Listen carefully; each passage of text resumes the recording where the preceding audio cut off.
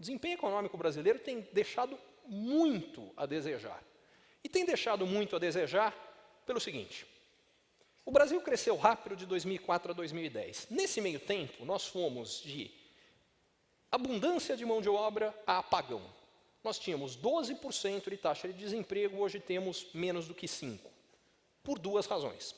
A primeira, criamos muito emprego. Para ser mais específico, geramos 20 milhões de empregos desde 2004. É o número de pessoas que há a mais trabalhando hoje. Isso é ótimo. Só que não foi só por isso que o desemprego caiu no Brasil. O desemprego caiu no Brasil por uma segunda razão. E aí eu queria fazer uma pergunta para vocês. Taxa de desemprego no Brasil é de 5%. Portanto, qual é o percentual de brasileiros em idade de trabalho que não trabalha? Quem acha que é 5%, levanta a mão para mim. Quem acha que são 10%? 20%? 30%? 40%? Quem acha que brasileiro nenhum trabalha? Vi pouca mão até agora. Vamos lá. De cada 100 brasileiros em idade de trabalho, 44 não trabalham, mas não procuram emprego. Eles estão fora da estatística de desemprego. Sobraram 56. Dos 56, 53 trabalham ao menos 1 hora por semana. É o que é necessário para você ser considerado empregado para as estatísticas de desemprego. Sobraram 3. Esses 3 são os únicos considerados desempregados na estatística. Se você dividir 3 por 56, esses números estão arredondados, a gente tem a nossa taxa de desemprego. O que importa não são os 3, o que importa são os 44. Quem estão nos 44? Vários grupos. Alguns que não deveriam trabalhar, aposentados. É verdade que no Brasil a gente tem aposentado de 40 anos e eu gostaria muito que eles trabalhassem, mas a maior parte não tinha que trabalhar mesmo. Segundo, estudantes universitários que só estudam e não trabalham. Que bom que cresceu muito o número de brasileiros que pode só estudar sem ter que trabalhar. Isso é ótimo. Terceiro grupo, gente que trabalha, mas não é remunerada. Pense em dona de casa. Trabalha e trabalha muito, mas não é pago. Ela está fora da estatística de desemprego. O grande problema é que o maior grupo não é nenhum desses 3. O maior grupo é o que a mídia chamou de nem. Nem trabalha e nem estuda. Eu chamo eles de nhen, porque eles não estão fazendo nada. Esse grupo não só é o maior, mas o que mais cresceu. E é o que mais cresceu por duas razões. A primeira razão é a mais comentada, mas menos importante. Bolsa Família.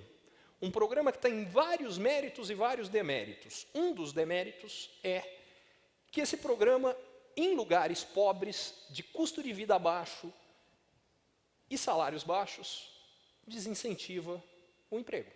Em São Paulo, eu não imagino que ninguém deixe de trabalhar porque ganha Bolsa Família. Porque sobreviver com Bolsa Família em São Paulo podia muito bem ser uma prova olímpica. Agora, se você for pensar, sei lá no interior do Maranhão ou do Piauí, talvez o cara fala, bom, se eu não trabalhar eu ganho isso, se eu trabalhar eu ganho um pouquinho a mais. Esticar a rede. A razão principal não é essa. A razão principal é auxílio-desemprego. E aqui eu acho que vale um outro dado.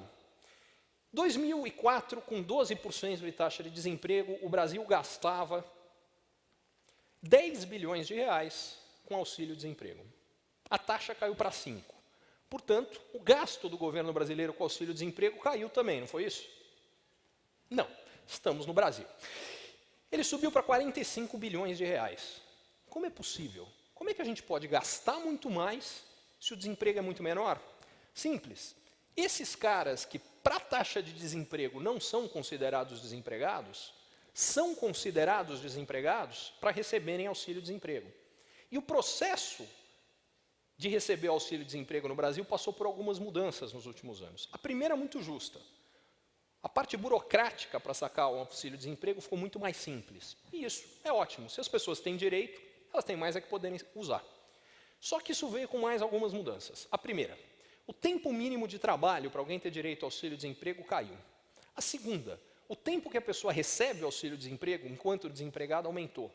A terceira, aumentou o valor do salário-desemprego. Para ser mais específico, se você trabalhar 6 meses, você tem direito a 6 meses de auxílio-desemprego, trabalhou mais 6, tem direito a mais 6, criamos emprego em meio período no Brasil. Isso aqui precisa mudar. Essa é a primeira coisa que a gente precisa fazer, voltar a incentivar as pessoas a quererem trabalhar. Caso contrário, como é que uma empresa produz mais? Tem duas formas. Contrata mais gente ou aumenta a produtividade de quem está trabalhando. O ponto onde eu quero chegar aqui é, hoje nós não temos mais gente para trabalhar. Esses três aqui, os 5% de taxa de desemprego, não vai cair muito abaixo disso. Ou a gente convence quem hoje não quer trabalhar a trabalhar, ou a gente já tem a primeira limitação de crescimento aqui, que é o primeiro fator que explica por que temos crescido menos. Segunda coisa que a gente pode fazer é trazer gente de fora. E por que dá para trazer? Porque hoje o Brasil traz caminhoneiro colombiano, engenheiro espanhol, não vou nem falar em médico cubano, porque é até covardia. Mas por que é fácil trazer gente desses lugares hoje? Porque 85% dos jovens de 18 a 25 anos na Grécia hoje não têm emprego. 80% na Espanha, 75% na Itália, Irlanda, Portugal. Em outras palavras, hoje, em qualquer um desses países, tem alguém fazendo a mesma coisa que um trabalhador brasileiro, muitas vezes mais qualificado, ganhando menos, e que se você oferecer um emprego, ele vem. Por isso é que 1 em 3 empregos, no ano passado, foi ocupado por um estrangeiro. Só que 1 em 3 é 7%. Em outras palavras, não é o fator principal que vai fazer o Brasil crescer. Isso ajuda um pouquinho, mas é pequeno. O que me traz a seguinte possibilidade. Uma empresa pode crescer com ganho de produtividade, um país também. Agora, o que gera ganho de produtividade? Essencialmente, duas coisas. A primeira, ter uma equipe melhor organizada, melhor preparada, o que passa por educação, treinamento, e o Brasil nessa área fez um trabalho maravilhoso, não fez? Não. Portanto, não era daí que viria o ganho de produtividade. Mas tem uma segunda possibilidade. Mesmo que as pessoas não estejam muito melhor preparadas, se elas estiverem melhor equipadas, elas agora têm um aplicativo, um hardware, um software, uma máquina, um equipamento que aumenta a produtividade delas, aumenta a produção. E aí sim o Brasil fez um trabalho de automação brilhante nos últimos anos, não fez? Não. Portanto, o que tinha que acontecer e aconteceu foi muito simples.